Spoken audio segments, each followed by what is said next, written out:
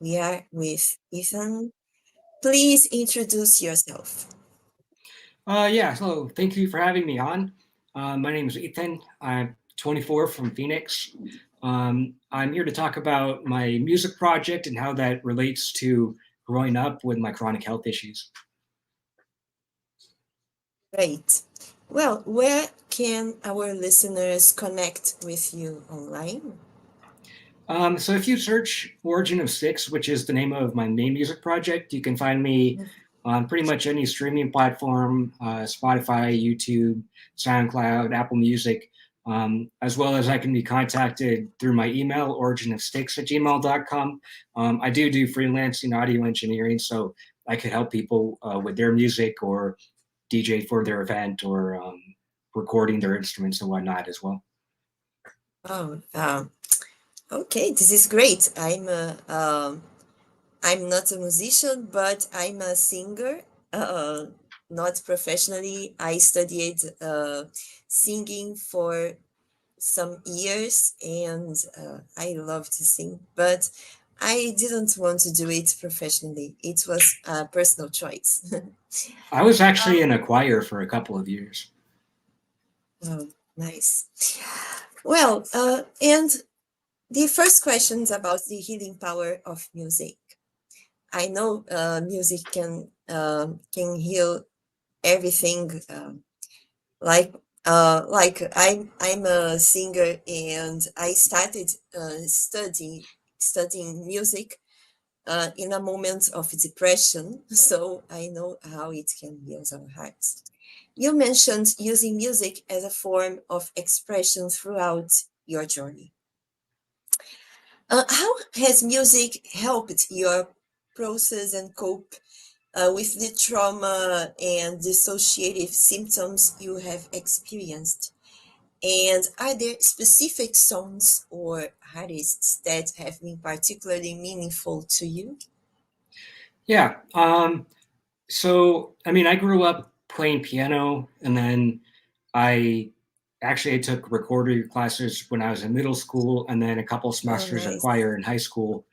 But I would say when I was like 13, 14, I first discovered electronic music. I was very drawn to it, and I felt like this is what I want to do with myself. So I had kind of different music projects.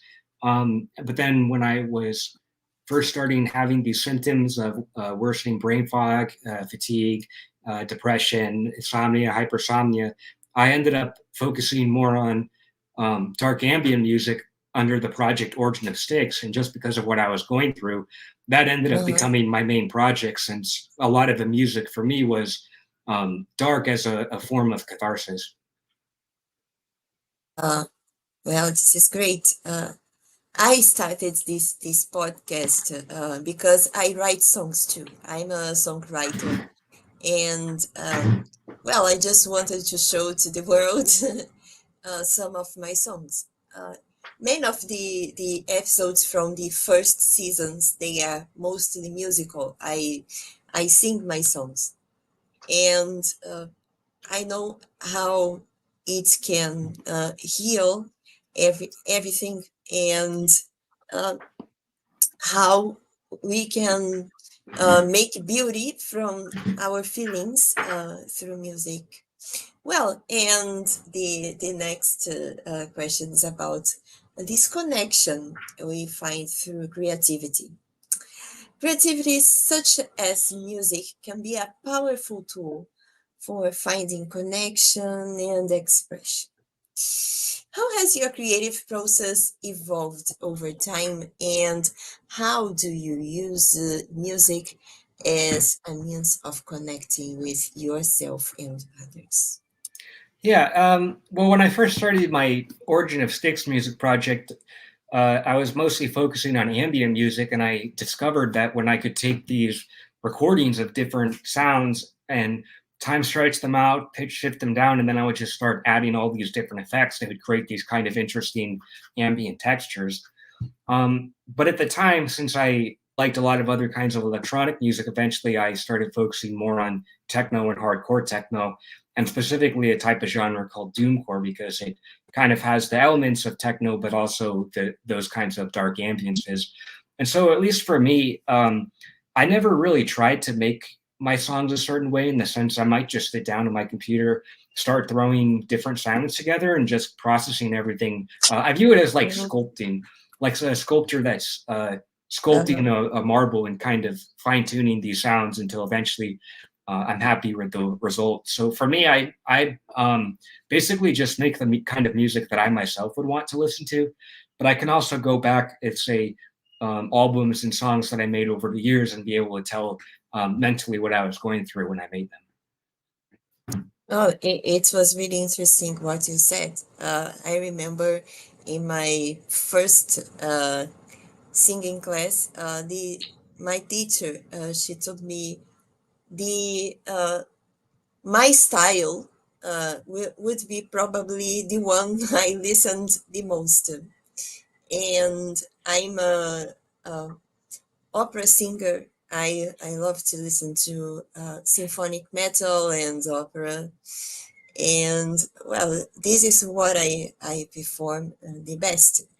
I really enjoy singing. I'm a soprano, so I remember just I sang many hard arias during the years I was singing at the class, and it was great. Uh, uh, Regarding electronic music, I must confess I'm not very fond of electronic, but I sometimes enjoy the electroacoustic music. It's like ASMR, so you probably know. It's really relaxing, and I'm also an illustrator. It's really good to listen to these kind of songs while trying to draw something. It's a great experience. Yeah. Well, one of the themes you chose was a song. It was a coincidence, from hell to prison. It sounds like you have faced significant adversity in your life, from struggling with a sleep disorder to coping with trauma. Can you share more about how these experiences have impacted your mental health and well being, and how you have worked to overcome the challenges you have faced? Yeah. Well, kind of like I said, I started having more issues in early high school when I just started noticing I was becoming more Mm-hmm. prone to being depressed. I was noticing a lot more brain fog during the day. A lot of times at school, I would just hit this wall where I just couldn't focus anymore. I'd go home and just end up napping all afternoon. And so when I'd wake up, I'd be too tired to work on my homework. But at the same time, since I just napped all afternoon, I couldn't go to sleep. And so this kind of went on throughout high school. I was very burnt out by the time I was a senior, and I actually didn't pass my senior year of high school. I had to make up credits over the summer to get my diploma. Um, but it was around this time I was kind of like, if I'm really depressed, like I'm going to try to overcome this on my own. Because of course, when I would say I'm brain fogged, then the doctors would just say, well, you're depressed. You should try these antidepressants. But my mentality initially was, if that's my problem, I feel like I could overcome this on my own. So I started trying these different lifestyle changes, like I started cycle commuting. I started doing meditation, tried things like intermittent fasting and making changes in my diet. But over the years, I just kept feeling worse and worse. Sometimes I would be hard on myself. I'd say, well, I meditate for 30 minutes a day and I'm still depressed. So maybe that's just not enough. I have to do 1 hour of meditation a day. And I ended up finding myself at an audio trade school because I thought, well, if I'm depressed and I try staying engaged with my music hobby, then maybe that will help me with my depression. But if anything, it just ended up making my fatigue worse. It was very stressful for me. And I didn't really realize how normal it was to feel the way that I felt all the time. And so it was really after finishing the trade school in 2020, that was when my health collapsed. And I was like, physiologically, something's not adding up here. I have to figure out what's wrong because I can't keep living like this. And that set me on a really long health journey until I eventually pinned it down to an issue with my sleep. And so you could see too, even on a lot of my album covers, there's themes of dissociation where um, I feel like it's when I use the term brain fog because this is very vague. I'm not just saying that my mind feels like it's foggy, but I mean like the whole world and my surroundings feel foggy as well. So it feels like I'm literally stuck in this constant fog and experiencing the world in my life through a fog. And you can see that a lot with my music as well as and a lot of my album covers too. I started incorporating pictures of like scans of my jaws and my airway, and the first time I got like a CPAP machine. And so it's something that I try to incorporate into the music. Um, well, I'm interested in listening to your music. It seems to be something really introspective, Yeah. and in a journey, and I do like it. I must confess. I think, to me, the most interesting part of any music, regardless if it's lyric music or just instrumental, is the art, between uh, behind the music, between the head of the artist and all the arrangements. I think, it's the most beautiful part. We can visualize many different scenes, and well, it's free for each of us. It's completely free, and that's the most beautiful part of music, I must confess. I You told me you played the piano. Well, have you are you interested in listening to chamber music sometimes, classical music? Yeah, I mean, I would say I mostly listen to different styles of electronic music, but even in electronic music, it's kind of broad because I like a lot of ambient, but I also like techno and four to the floor music. But before I got into electronic music, I like as a child, I grew up listening to classical music. I got into electronic music, and then I took a lot of classes, actually, some online classes in the past year, where like one was on rock and roll, and then I also took one on jazz and kind of got a newfound appreciation for jazz. But other than that, I would say one genre that has actually always been very influential on my music is black metal, and you can hear this a lot, Oh, both really? in the styles and then like how it sounds. I guess one thing that interests me is with black metal, a lot of the artists might record their albums under intentionally poor conditions because that lo-fi gritty sound helps contribute to the atmospherics of the song, and so that's something that really interests me. Oh, I use it to listen to too much black metal, I must confess, and I really sometimes I really disconnected myself from the lyrics.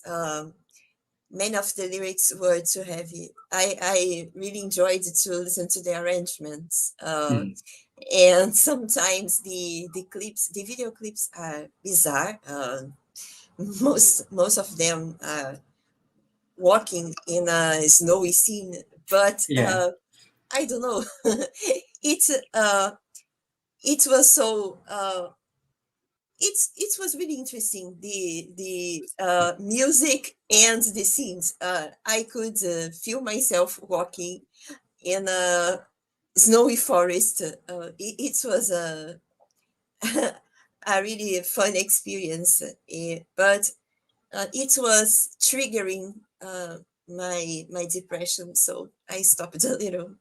Yeah, I would say like the two biggest artists that influenced me in black metal are Zaster and Burzum. They're both one man metal bands, but both Uh, with that, and then also when I first started getting into dark ambient, it always reminded me of basically that being cold and alone. Which for me, I would sometimes when I'm depressed, I would find solace in that. But there are also times where if I was going through a particularly rough patch, particularly like in the winter, it would almost become it would become unhealthy because I would be listening to this almost obsessively, and it could it could help me feel less alone, but at the same time, I felt like it could feed into those kinds of thoughts and feelings. hmm. Well, and we are talking about cycles, musical cycles. let's talk a little about break cycles. Break cycles can be a daunting journey. What steps have you taken to break free from patterns of suffering and find healing and transformation in your life? Um,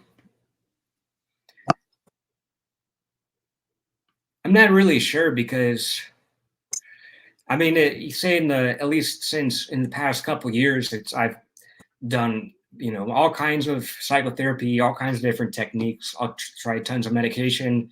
I was hospitalized a handful of times. I did months of intensive outpatient group therapy, and so those were all things that I tried to help. But a lot of times, like it could be difficult to break out if I find myself in a particularly bad headspace. Sometimes what I would just need to do is leave my environment, go for a walk, or just find something locally that I can go to and get out of that place for a little bit. Oh, yeah, I do empathize with you, and I know how you told many times while talking about your personal experience, your trauma experience about school. Mm. Uh, I remember in a certain moment of my life, I was studying too much. I was studying too much to um, when I finished law school. It's the graphic design is my second career. When I finished studying, I wanted to be someone respected by society, and then I closed myself in studies. And at a certain moment, I started feeling burnout. I felt overwhelmed. It was like someone pressing on off in my head. Um, I I was feeling breathless, and um, I I don't know. I didn't know what to do. I just felt breathless, and my mind started turning off. So in that moment, I thought, oh, I need to I need to take a rest. I need to uh, look for some support and stop studying too much. I know there is too much pressure on us, especially when we are young. But I must stop, take a break for a while. Yeah, well, And if you want to talk about like trauma and school trauma, at least one thing that was kind of traumatizing for me was as a child, pretty much everything came easily. My teacher said I was very gifted, I have a bright future, but then it was like you said, I yeah, would hit this wall of brain fog where it was just like my brain would be shut off, and so I would have a lot of teachers that were accusing me of not trying or not caring or not applying myself, when really it felt like everything that I was doing was just an uphill battle, and I just couldn't continue anymore. It wasn't a matter of I don't care; it's just a matter of I don't have any energy or motivation. oh, for sure. Well, um, I was diagnosed with high abilities when I was a child. I It's really easy to learn languages, and even my musical skills are advanced. But and I heard from many people the same, teachers and even familiar members. Oh, you are so intelligent, you are so smart, your abilities are so advanced. But well, we have feelings. We always try to be perfect. We always try to reach that kind of perfection, and we are not perfect. I learned it through art to unleash my perfectionism, to stop trying to be perfect, and well, um, express my feelings through my creativity. I don't know how about you, if you were also a perfectionist guy, and if music is helping you, but the arts in general helped me to be less perfectionist. I was accused of perfectionism, but admittedly, it felt kind of frustrating to me because when I would be talking to my family saying I have this brain fog, I'm not motivated, like I can't do school, um, then sometimes they would accuse me of perfectionism and saying, well, you're really smart, so you're just hard on yourself. But the truth of the matter was, they just didn't understand what kind of fatigue and brain fog and depression I was experiencing. One thing that's kind of actually interesting in my music, though, is most of the songs that I made, a lot of them were actually just I just sat down and made in a handful of hours, and it's not like I something I was working on day after day after day. But there are some songs where I would even intentionally put mistakes. I mean, it's kind of like black metal where I might, let's say, record it under in a poor way, or maybe just structure it not in a way that's not generic, just because I don't want all my songs to sound like they were made by a robot. That kind of gives it more of a human element by putting human imperfections. Mhm. Well, and another theme you chose, I made in 2020 before my creative block. It was called A Disconnected Day. Uh, and I talked about some days I just wanted to stay offline without any screen, just reading my books, listening to my songs. Oh, these are the best ones for me. And thinking about life. Disconnected days are the best. Well, living with a sleep disorder can undoubtedly lead to disconnected days and nights. How do you prioritize self care and maintain a sense of connection and stability during challenging times? And are there rituals or routines that help you navigate periods of disconnection? Yeah. Um, I mean, again, too, when I hear disconnection, I think of it as a dissociation thing. And so for me, like a lot of times I would want to be more connected to my surroundings, but because of the brain fog, it felt more like this involuntary disconnection. So like at least when I found out that I had this sleep problem, I pretty much just for a period of time I was like, I need to get this figured out my health. And so I wasn't working, I wasn't in school, I was just kind of in my room, researching my sleep and uh, contacting doctors and whatnot. But at least for me, that's kind of how I feel is I don't. I mean, I wouldn't say I don't try to push myself because I always try and do my best, but at the same time, I recognize when it's better to just take a rest instead of, um, you know, convincing myself that I like have to work as many hours as other people, even though I have a lot more health issues. Well, I must say my concept of disconnected days has changed a lot. In that time, it was disconnect myself from online life. I have a huge online life for a long time, but well, nowadays I just want to disconnect myself from people pleasing. Mm. I really wanted. I really stayed a long moments of my life trying to please others and going to places I didn't want to be.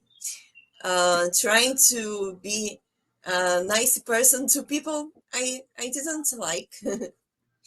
So always doing unwanted interactions, and nowadays disconnected day to me is a completely lonely time when I embrace my solitude. I'm an introvert, and well, I like to be alone. Yeah. Many people say it's it's sad. You are wasting your life by being alone. But to me, this is not true. These are the times that my mind produces the most. they are so necessary to me. I don't know how about you, if you also need solitude. Yeah, well, there actually have been periods of time where I was like, I'm going to get off social media for X amount of weeks, or even in some cases months. Well, it's I don't know if I'm necessarily proud to admit this, but I've gone through like a lot of smartphones where I would have a smartphone and I'd feel like I would become addicted to it, and it would be hard to control how much I'm using it, Mhm. and so I would dispose of it, and then would go months without having a phone. And so people would be like confused, like, "What do you mean you don't have a phone?" And I'm like, "Oh, well, I broke my last one." So that kind of might sound strange, but I'm actually planning now for my next phone. I'm getting a phone called a light phone, which kind of looks like a smartphone or an iPhone, but the screen is black and white, and it basically all it does Oh, is talk and text. Like it doesn't have internet browser, it doesn't have Facebook or anything like that. oh, I heard about it. It's a really interesting idea.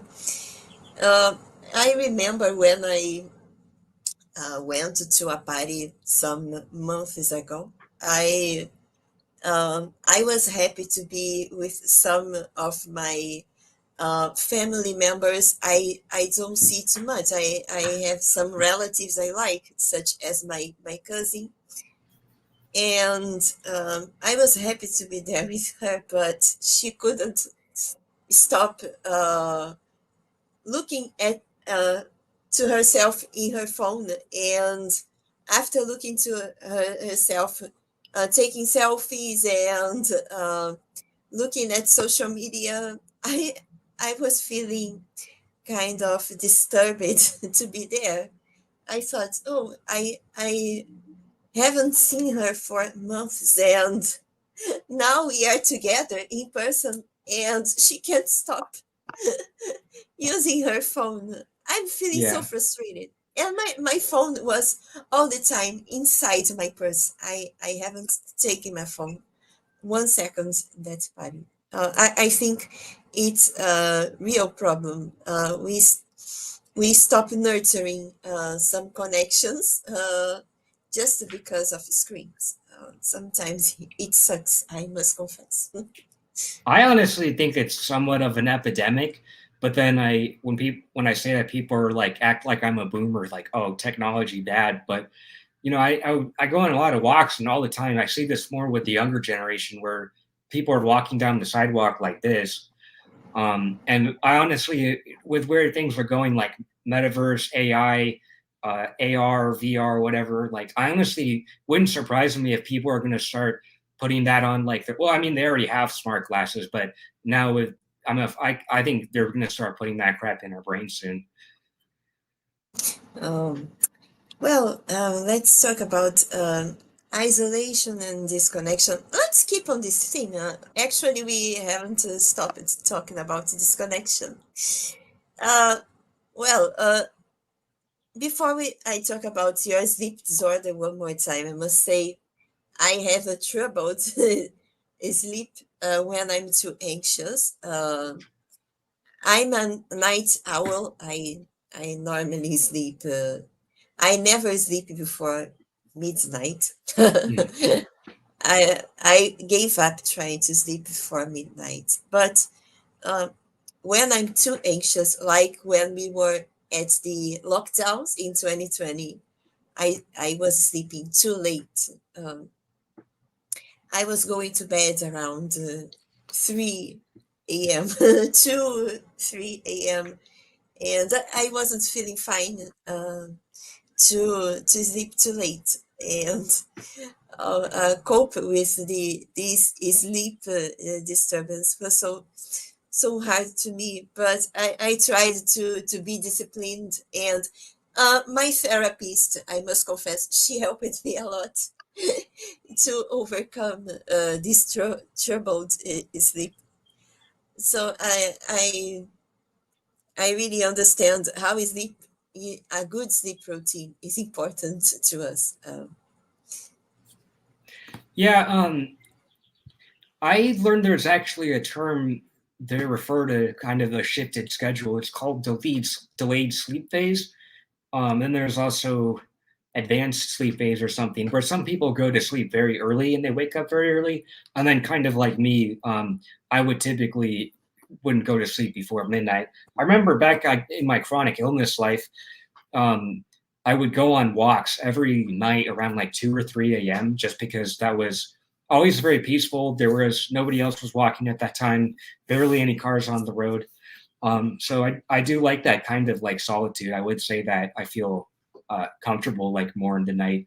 But at least for me too, it's kind of a chicken or an egg situation because having anxiety can make it harder to sleep, but then also not sleeping as well can cause anxiety. And so for me, a lot of times I'd be laying to sleep, and I feel like my body would unconsciously realize that sleep isn't really a place of refreshing sleep for me. And so I would just lay there. I'd be so exhausted I couldn't get up and do anything, but at the same time, I couldn't really get my mind to shut off enough to go to sleep. So that's why a lot of times, I mean, I've tried a lot of prescription medications and sleep aids, but then other times I would just end up self medicating and resort to things like cannabis or alcohol use to try and help me fall asleep. Oh, I see. Oh, well, I take some vitamins sometimes when I need to sleep. The tryptophan, I really enjoy some natural alternatives. And now I'm I'm not drinking water. This is jasmine tea. It also helps me fall asleep faster. Yeah. Uh, well, um, how have you coped with these feelings of disconnection and isolation through the process of the of treatment against this disorder? And has music played a role in helping you navigate these experiences? Yeah. I mean, when I look back at, say, the past decade of my life, then I feel like I don't have much to show for myself other than my music. So when I look back at like things that I went through, then I'm like, well, it gives me more of a sense of accomplishment. Um, but at least in terms of feeling disconnected, um, like I said, when I would get brain fog, then I would say, well, I kind of explain like the feeling of dissociation, but I don't know people that don't I haven't really experienced it. I can't really explain the feeling, but by the time, say, I would feel like I'm talking to people through a fog, and so I might be in a place with a lot of people, but it felt like the people were just holograms and not real people that I could actually connect with. And this would even affect my ability to relate to myself, where I might say not quite recognize my reflection. I might feel like I'm not quite inside of or controlling my own body. And so these are feelings that I've dealt with like chronic dissociation. But at least for me, I would say that the catharsis of being able to make music that expresses those emotions is what has given my life like a sense of purpose over the past decade while dealing with it. Oh, well, I completely agree. Oh, something that helped me. I don't know how about you. I had a dog. Oh, Yeah. I really enjoyed the animal company. She was really funny. I loved to walk with her in the evening. It helped me to sleep better because I must confess the air in the evening, even if it's winter, is so much better than in the morning. So it was great to walk my dog and sometimes do some belly rubs. It helped me relax and feel less anxious. I do actually have three dogs, but there's one of them in specific is like the one that I'm the closest to. I view him as kind of like my best friend. 'Cause I have, or at least my mom has a German Shepherd, but she barks at everything, and so even if I'm coming home from going on a walk, like she will always bark at me, even though she recognizes me. But then my other dog, Diego, who's more of like my buddy, will always come up and like wag his tail and wants to play with me. Oh, nice. Well, The next question, I know it's, I don't know if it will be easy to you, but when you were still a kid, what did you hope you grow up to become? Yeah, that's actually a good question because I remember. Well, I don't actually remember this. This is just what I was told from my mom. But when I Uh-huh. was in preschool, we had a day where, we'd go around the classroom and talk about what we wanted to be when we grow up. And while most people were saying, "Oh, I want to be like a firefighter. I want to be a superhero," and I was like, "I want to be a paleontologist." And at the time, my teacher was surprised. At least she told my mom, she's like, "I didn't realize you even understood what that word meant." But there was a period of time I was really interested in basically like studying dinosaur bones. And then I was interested in archaeology later in elementary school, but admittedly, that was partly inspired by Indiana Jones and the fact that I liked Uh, those movies. So I was like, I want to be an archaeologist like him. Um, which I know that's not what real archaeology is like, but um, I think it was when I was first discovered electronic music and through like Skrillex and Deadmau5 when I was like 12 or 13. I was just had this connection. I was like, that's what I want to do with myself. And since then, that's mostly what I stuck to. Although the only other thing I've really worked was as a librarian. And eventually, I do want to return to work at the library. My senior year of high school, I started working at my city's public library, and then I returned there like a few years later and worked for a year. But I ended up leaving that just because it was a bit inconvenient. It was far away, and I was starting to have worsening health. But eventually, when I get my sleep issues more under control, I do want to go back to working at the library. it's interesting. Well, I don't say it to for too many people. I think it's the first episode I say it out loud, but I do love fashion. And I wanted to be a model. But when I talked to other people, I wanted to be a model, and I loved fashion. They thought I was a frivolous person, and this is not true. I think fashion is something personal. Is far beyond the trends, and it's a really interesting world.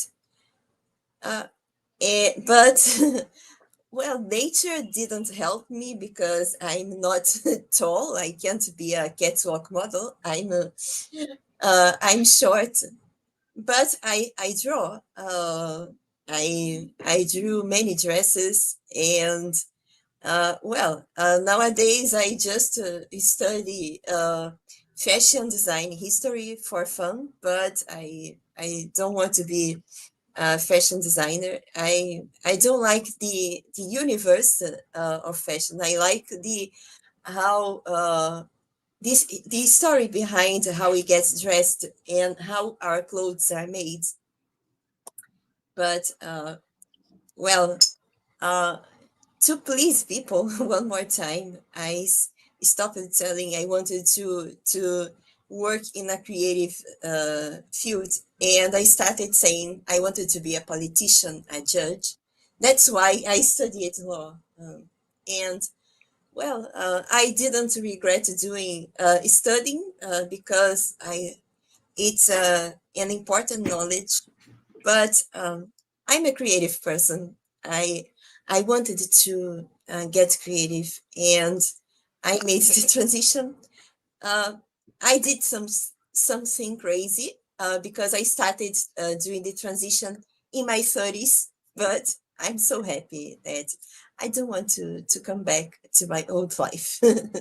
Yeah. Speaking of fashion, I do actually remember when after finishing high school, I had my own sense of fashion, but I would jokingly refer to it as my nerd costume because every time I left the house, I would always wear pants and like a collared button-down shirt. It was almost kind of like a disguise. But now when I hit up the clubs, then I usually have something similar, but all black. So I'll have like black dress pants and then like a long black, long sleeved black like collared shirt. So that's kind of like my sense of fashion. But I do like mostly like wearing black. Oh, well, it's valid kind of fashion. I think to me is something personal, and I don't agree with the fashionista style, the ones who just look for trends and try to follow something that doesn't reflect their personality. I think we must express ourselves in every single way. Our body speaks, and fashion is a way to show how our body speaks, even if we wear all black. um, and the next question is something I ask to almost all my guests. What's your way of showing up for yourself every single day? Showing up for myself, you mean like kind of being there and supporting myself? Yeah, yeah. Well, I used to have low self-esteem and not very much confidence when I first started getting brain fog because I thought that I was depressed. But then, as I got older and was releasing more music and was being very happy with my music, then that's really where I built up this sense of confidence. And so now that's kind of something that I carry with me is always having like a sense of confidence and believing in myself, and that I remind myself of. So I would say, yeah, I'm a very confident person. And I don't try to be arrogant though. Like I think I'm This humble. this is really good. And I don't know if why I thought about it, but I really enjoy the emptiness, empty spaces. Nowadays, I have a very empty bedroom, and every time I wake up, I look to my empty bedroom, and it brings me peace. I feel so peaceful looking at the empty space. And I don't know, I feel like listening to a calm song. I I feel a feel difference. I feel a difference mentally, like if my room is dirty, and then if I clean it and like everything is neat and organized and put away, then I definitely feel like a huge difference. It's much better to see that empty space. I really enjoy uh, cleaning my house. Listen by listening to chamber music. Sometimes I like lo-fi.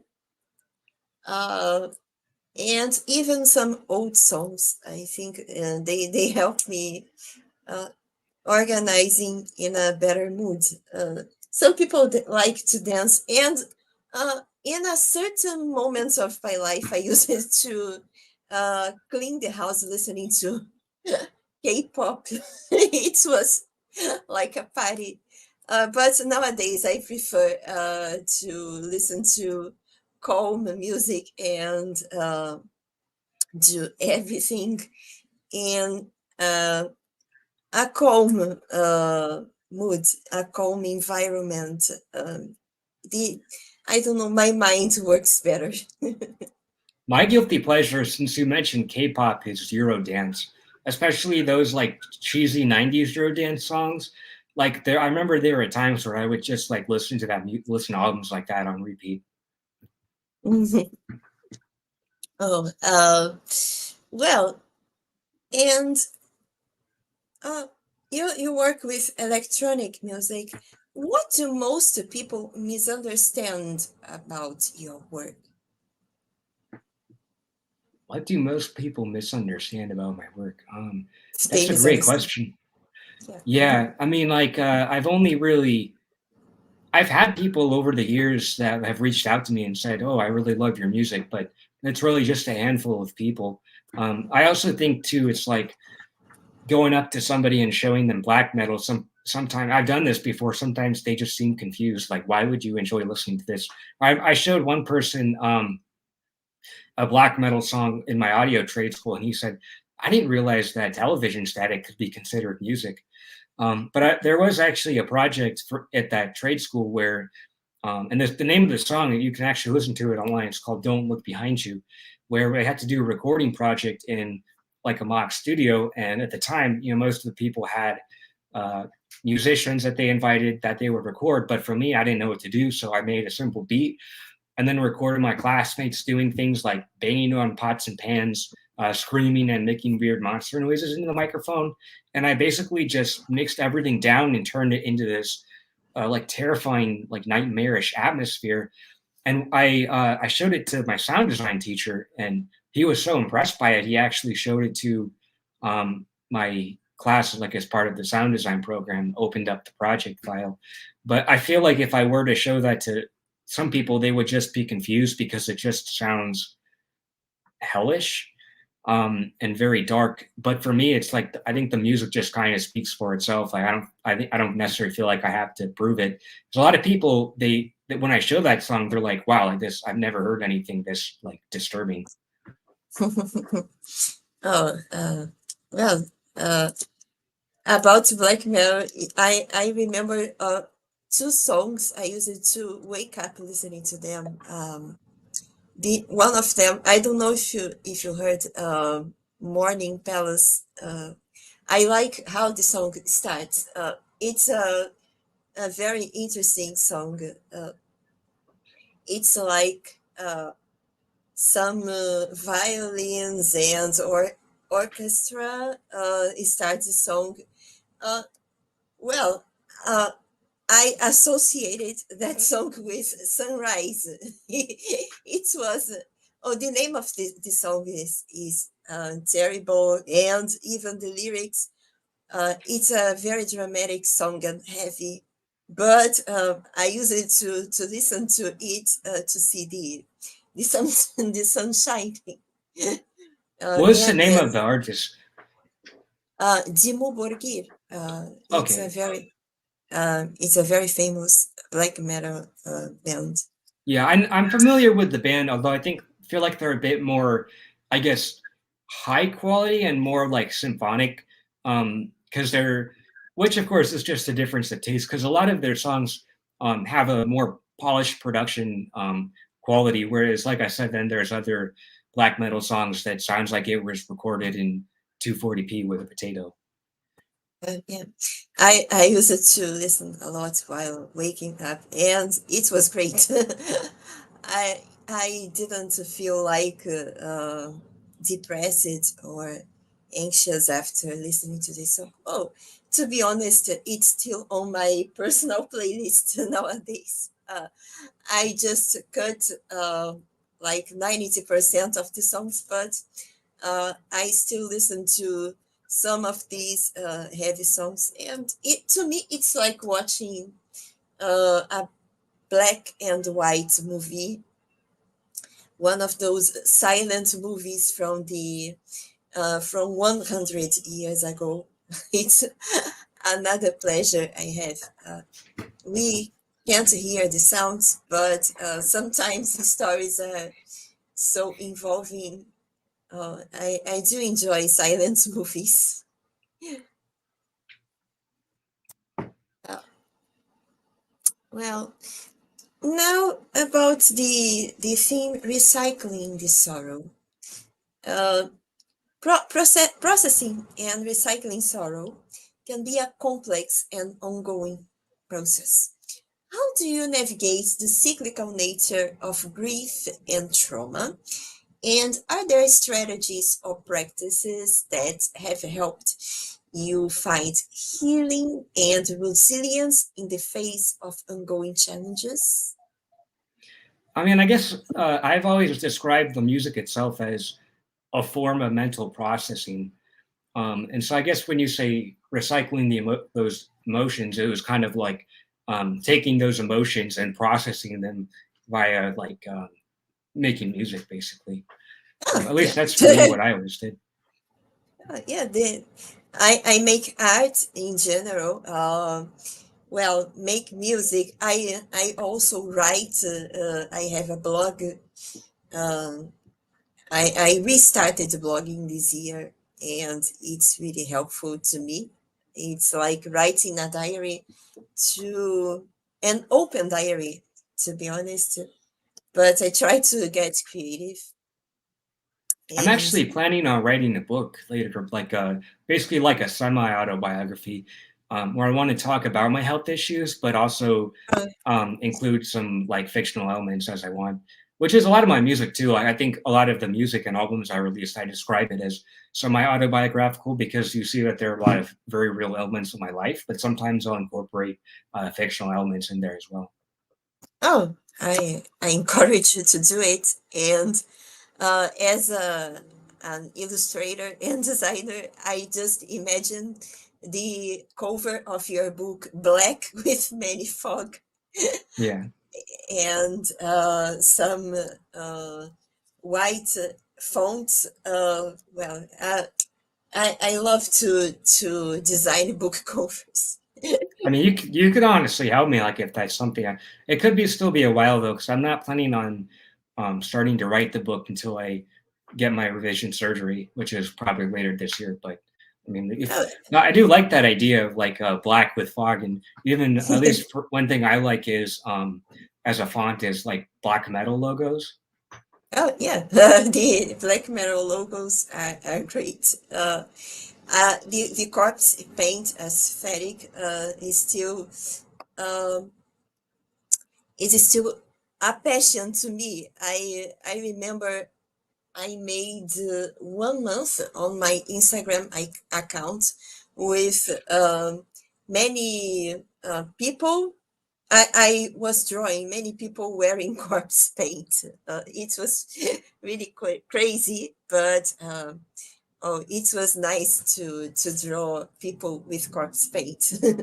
I have some album covers actually because for 3 years in a row, that was my Halloween costume was doing the black metal corpse paint, and Mhm. so I would have somebody take a picture of me and then edit the picture and use that for album covers. So if you look up my songs, you can see my black metal corpse paint on some of the images.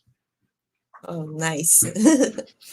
um, and about vulnerability, embracing the vulnerabilities.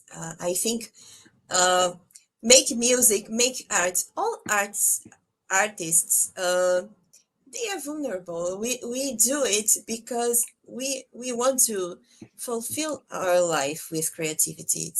It's just an opinion, and opening up about deeply personal experiences requires vulnerability. Sorry. Yeah. How do you navigate the balance between vulnerability? Oh my God, vulnerability and resilience in sharing your story with others? And what do you hope to achieve by speaking out through your music about your experiences? Yeah. I mean, say I remember in my the first time I did an interview on a podcast, it was on a YouTube channel called Jaw Hacks, and we were talking mostly about jaws and my sleep issue. And I remember actually one of my friends reached out to me and said, "I think I was impressed at how you made yourself vulnerable by basically coming on live YouTube and talking about this, awful traumatizing experience that you had." But at the same time, I feel like when I do something like that, other people might see that, and then that makes them want to come out and be vulnerable and talk about those things as well. So it kind of helps everybody. Oh, to me, this season is the first one I bring.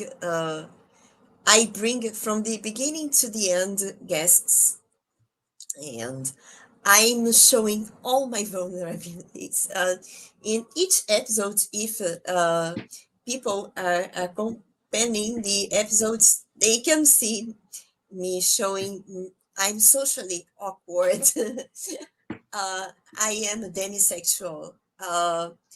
I also talked about my sleep disorders. I also talked about uh, how I deal with bullying at school.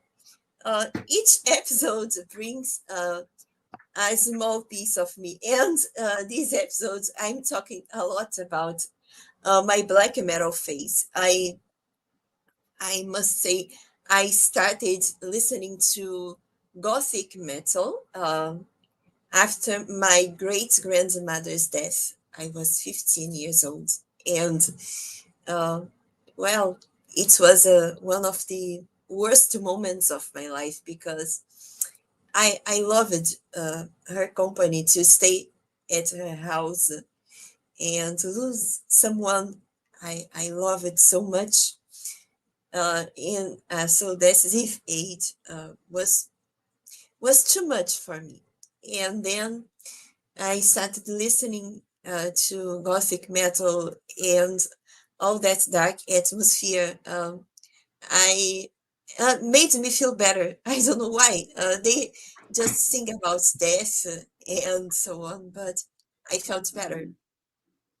And then I started dressing myself in black, doing many gothic makeup, and I started feeling supporting the death of a beloved person, and I delve even deeper, and then I started listening to black metal. Uh, Many of my relatives they didn't understand me. They thought I was embracing the devil and so on, and this is not true. I just wanted to um, feel. mm, I just wanted to feel less heavy, not a lighter life, but um, it was too much for me. And in a certain way, listen to heavy music, such as gothic metal, symphonic metal, black metal. It started making me feel mm, support the world and stand everything, all the pressure of growing up and losing someone beloved. Uh, it was a kind of therapy for many years. And I started singing too, symphonic metal back that time. It was great. Yeah. I was gonna mention something about, oh, it was about feeling misunderstood. I remember when I was at the audio trade school I went to, became anxious because had this fear that people might be afraid of me just because I was very quiet. I was very shy. Like I said too, I had anxiety because of this brain fog, but I didn't really know about that much at the time. I just knew that I didn't feel well. And so I just felt like it was kind of off putting that I would show up to class, not really talk much, and then just create this kind of obscure, like weird, dark music. So that was a fear. Like people, um, I was afraid that because people didn't understand it, then they would be afraid of it.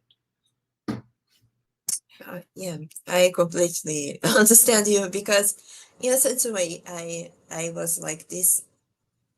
And well, when I stopped listening to too much gothic metal and black metal, oh, I didn't stop. I started listening to dance music or pop. Actually, I hate I hate pop music, Yeah, I do too.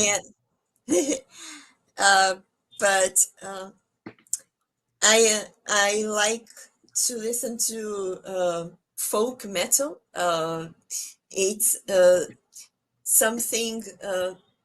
It's still heavy, but it brings folk songs from mostly from Europe, I guess.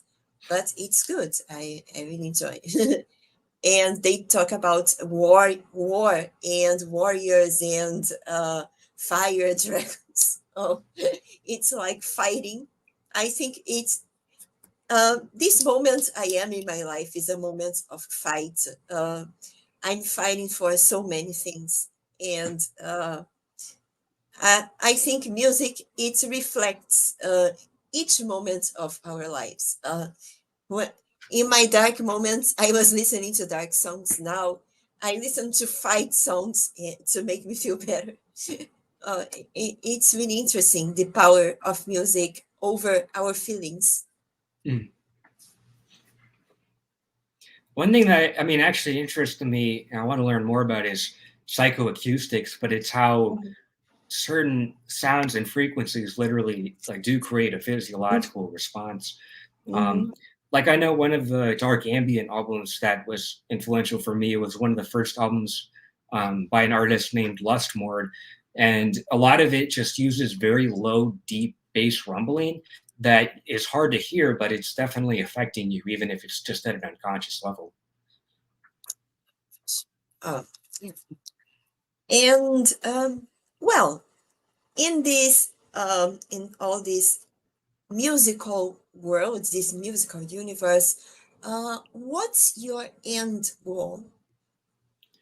Um, my dream basically is that I want to travel the world and help other Oh, people with their music. So like where I see myself in a few years is I want to be like travel around Europe, play my music in clubs, and then help artists like with their music as well. So that's really the goal: traveling, making music, and then helping other people. Make that my career. oh, likewise. I have the same dream, but in a different way. I want to travel the world with a camera and my sketchbook. I Hmm. want to make a documentary, a kind of documentary, drawing around the all the continents. And to be honest, it would be great. And well, I didn't give up. It's my end goal too. I want to travel the world making art. It's so I feel so good while traveling and doing gesture drawing. Gesture drawing is get a sketchbook and just look at the scenes around me without any reference and try to draw the scenarios. Uh, I like to do it with a good pair of headphones and listening to my favorite songs. It's a great exercise of creativity and relaxation. Well, the next question is an exercise of imagination. Um, if you have to bury a time capsule, what will you put in it? It will be open 100 years from now. Yeah, I actually know, and that would be a CD of one of my albums.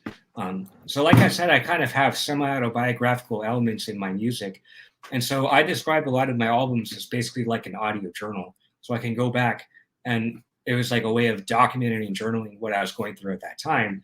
So let's say if I do end up becoming a famous musician, and 100 years from now, people want to learn more about my music and my life, then they can dig this journal up, and then especially even just because it's a format of CDs, I honestly don't think that CDs will really be used 100 years from now, but I have no doubt that people will still have technology to listen to it, even if that's not what most people are using. Oh, yeah. I think so. I have a motto, a personal motto in art. It comes from Roman Empire, Ars Gracia Vita Brevis. Hold on, The don't tell art, me.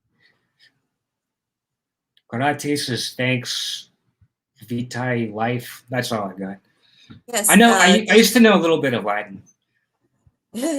but it's my motto. I wish I could do a tattoo with this motto because I think art is immortal.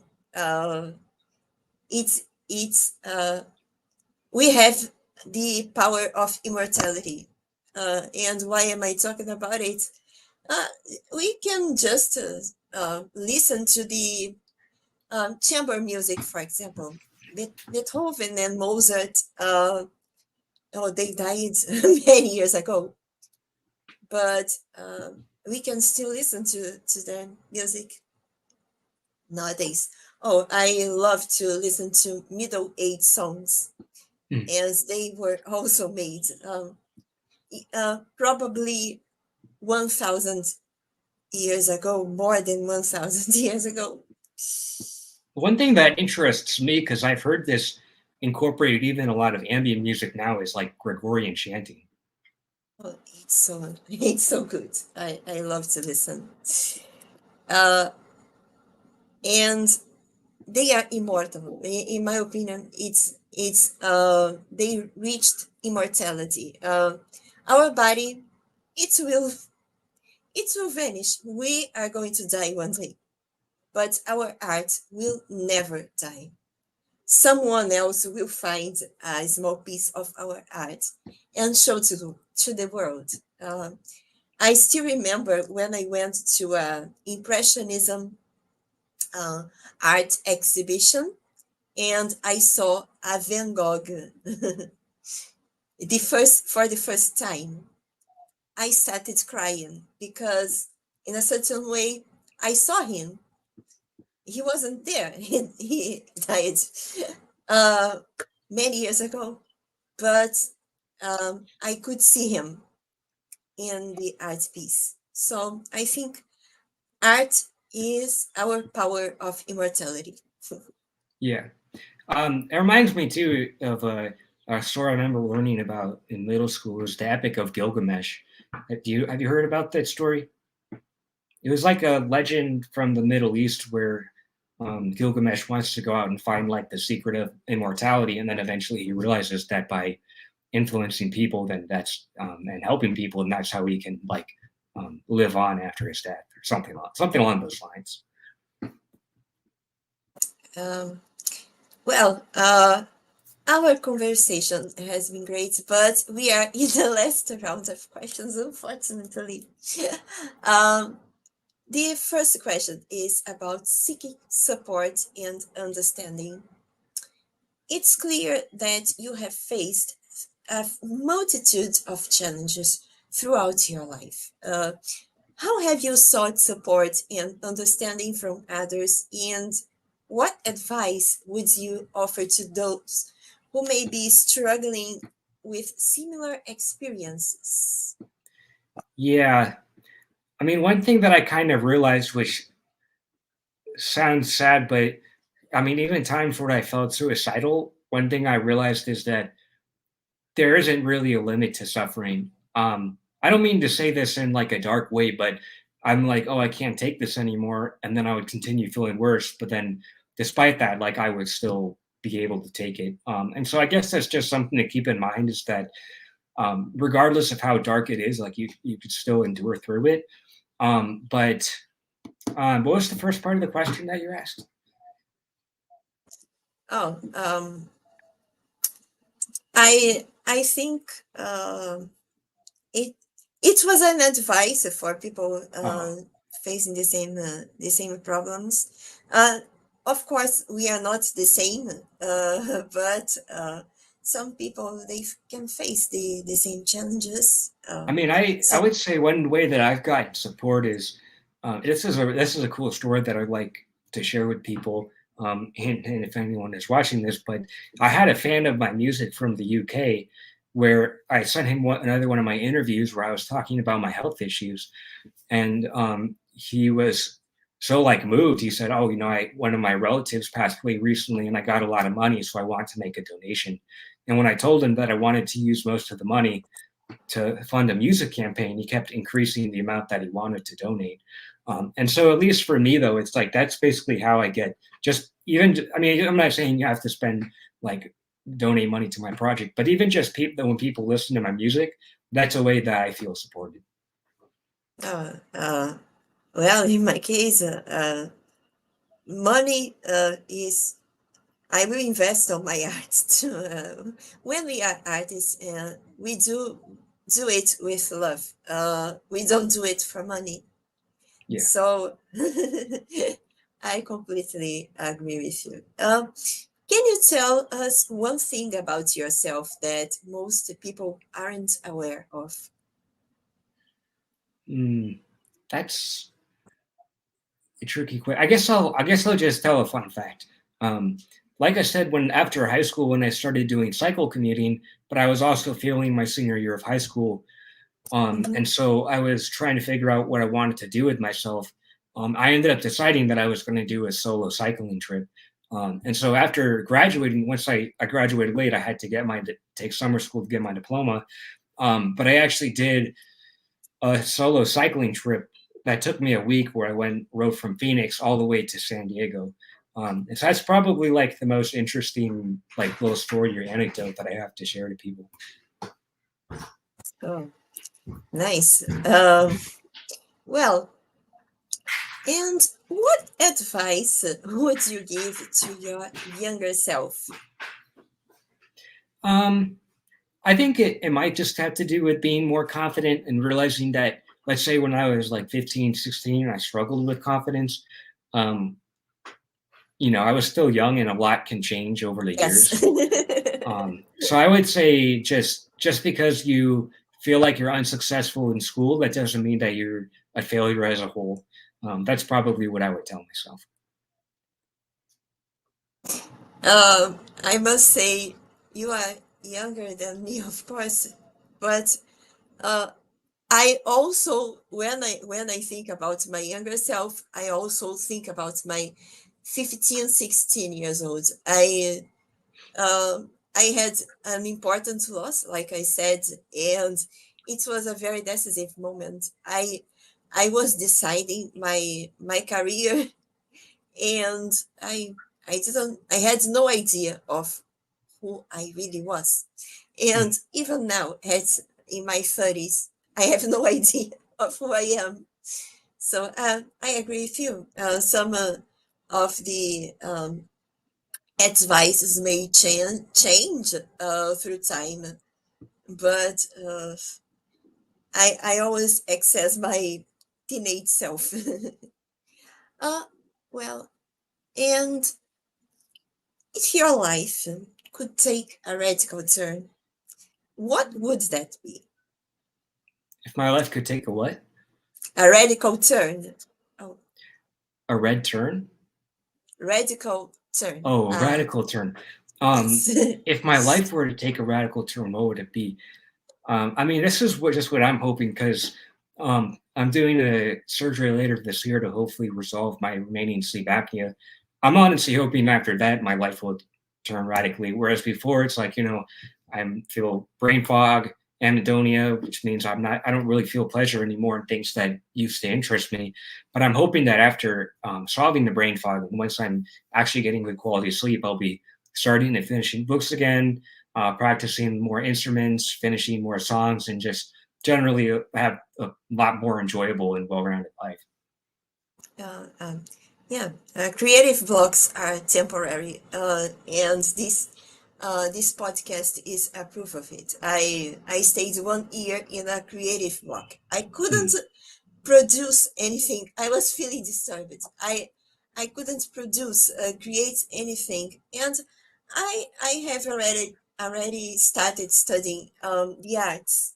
Um, but I wanted to produce something. I tried, but nothing, zero. And then after having another tough moment in my family life, I almost lost my mother. I decided to restart some projects I love it to do, and they were completely stopped, like blogging and podcasting. And here I am.